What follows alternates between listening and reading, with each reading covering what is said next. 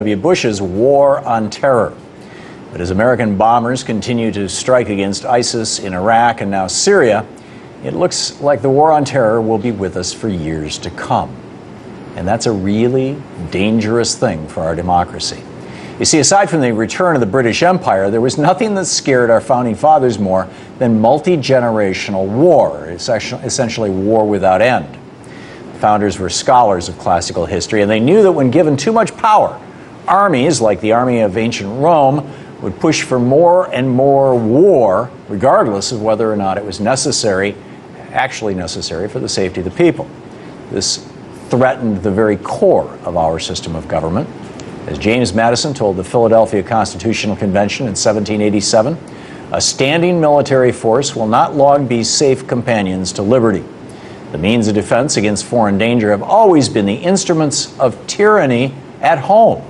Among the Romans, it was a standing maxim to excite a war whenever a revolt was apprehended.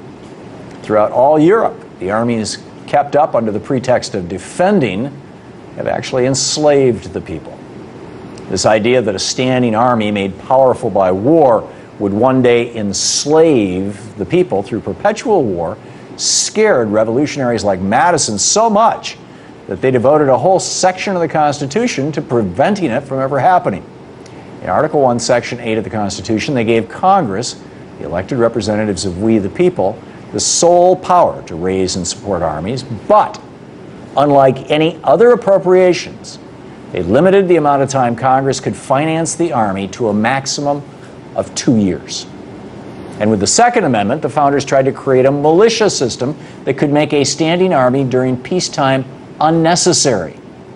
Obviously, today the military-industrial complex has found ways to work around the founders' checks and balances, and it has created a standing army that is among the most powerful in the world. President Obama's decision to strike ISIS in Iraq and Syria now is a vital time to listen to the founders' warnings about war without end. Our Justice Department regularly talks about how the government has the authority to execute American citizens without trial, both here in the U.S. and anywhere in the world.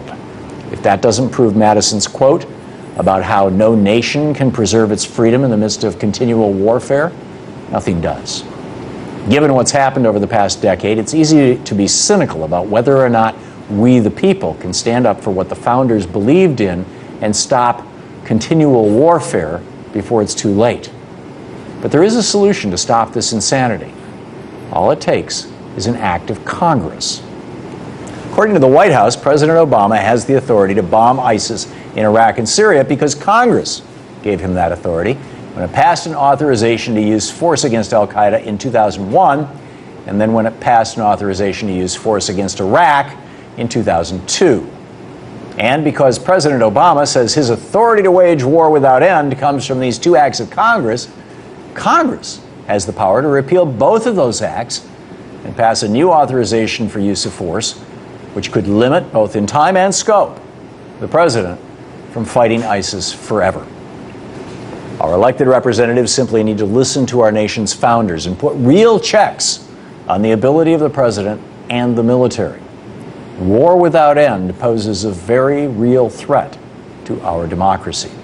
And if Congress is serious about protecting our way of life, they'll pass a new, limited AUMF before we go the way of ancient Rome.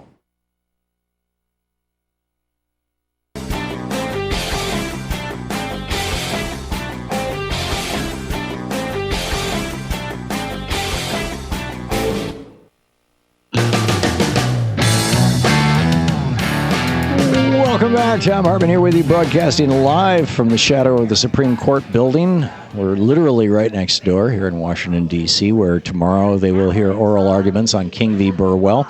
Shano is going to be over there listening to the bozo-in-chief and others, and will come back and report to us on the program tomorrow. I'm really looking forward to that, and to Shane's ever insightful analysis of what's going on. Ray in Van Buren, Arkansas. Hey, Ray, you're on the air. Thanks for watching Free Speech TV. What's on your mind today? It's good to talk to you, Tom.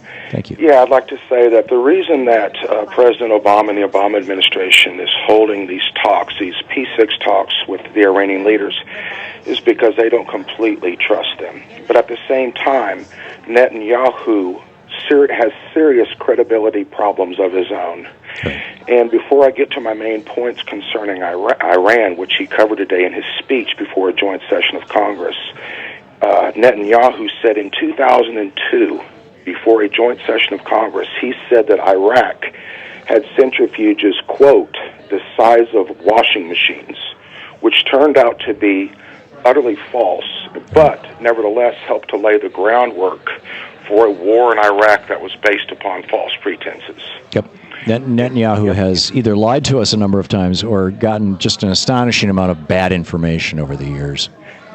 And the thing that makes me think is that if it's either one, his credibility is still lacking. Because in 1992, when he was then parliamentary speaker, he spoke before the Israeli Knesset, and he told them then that Iran was 3 to 5 years away from a bomb. 3 years passed. Turned out to be false. In 95, in his book, Fighting Terrorism, Netanyahu again repeated that unproven assertion that turned out to be false, that Iran was 3 to 5 years away from getting a bomb. And in 2006 and in 2012, he again repeated those assertions that Iran was close to getting the bomb. And in 2012, which I just stated, when he spoke before the United Nations, he said that Iran was around the 70% threshold to getting a nuclear warhead, which requires 90% enrichment. But we just found out this year through cable wires that were leaked that Israeli intelligence knew that to be false.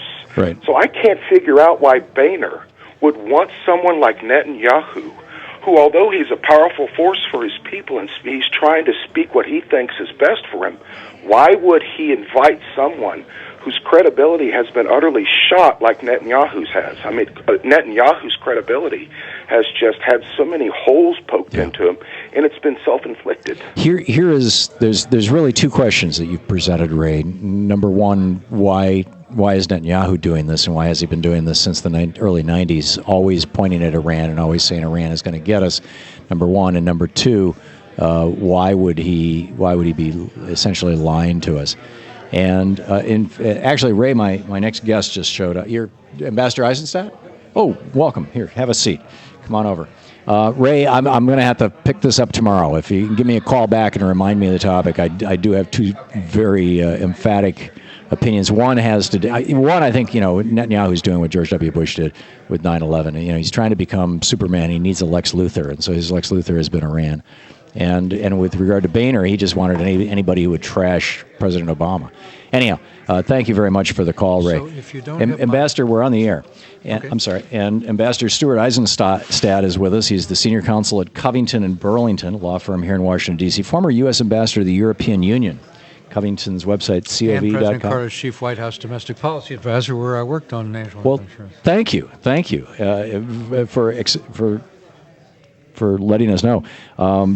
In fact, I think that I know that I've got that in here someplace. But in any case, tell me you worked with President Carter on health care policy. Yes, very much so. I was his chief domestic policy advisor, and I negotiated an agreement with Senator Kennedy in 1979, in which we agreed on the financing, the phasing over years. Senator made a number of concessions, as we did as well. And then when I came back with the agreement, the president's economic advisors said, we are living in an era of very high inflation and interest rates. A new entitlement program may disturb the markets even more. Go back to the senator and say, we have to build in a provision that a president could restrain a step from coming into effect if we couldn't afford it economically. And I knew that was a poison pill, and he wouldn't accept it. We then came back with a $17 billion, talking about 1980, that's a lot of money then and now, first phase program, which would have been catastrophic coverage and covering all children. And the senator said, no, it's got to be comprehensive. So we missed a historic opportunity when we had a heavily Democratic Congress. Now we finally have it, and the Supreme Court could potentially unravel the whole thing. But I would like, if I may, to talk about my experience for 2.5 years as President Clinton's ambassador to the European Union. Please, because we have just 1 minute. That gave me the real opportunity to see the benefit of universal coverage, how it took away the fear factor, how people knew they could rely on having insurance. And those who say, well, Europe is willing to spend a lot more. You know, we spend 16% of our gross domestic product on health insurance, and we have spotty coverage, and it'll be even worse if the Supreme Court goes the wrong way. They have universal coverage in Europe, and they spend 8% of their GDP. Right, half. So I saw this personally. I saw my own cousin who visited when she got sick go into a hospital in the suburbs of Paris and get free coverage. Okay. So we, as a country, should establish, and we've been trying since 1948 with Harry Truman, we now have the coverage, although still not as expansive as in Europe, and I pray that the Supreme Court will not unravel what is left of it. Stuart Eisenstadt, very nice to meet you. Thank you. Thank you very much for dropping by today. And thank you for being with us today for these 3 hours. We will be back tomorrow, and don't forget